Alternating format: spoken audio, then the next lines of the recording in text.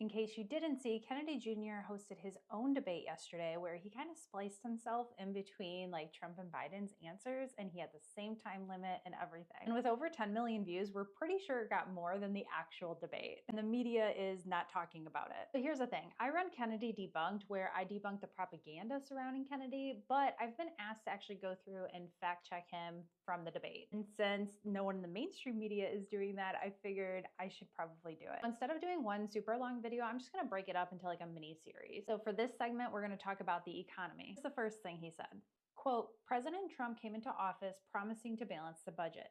Instead, he spent more money in office than every president in the United States history combined, from George Washington, from George W. Bush. And this is true. I went through the previous presidents, added up all their deficits, and yeah, he's correct.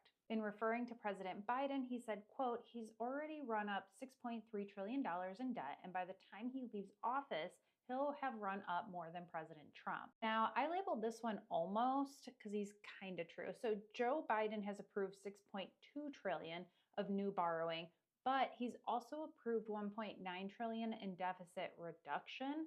So when you take those together, it's actually 4.3 trillion so far in his term.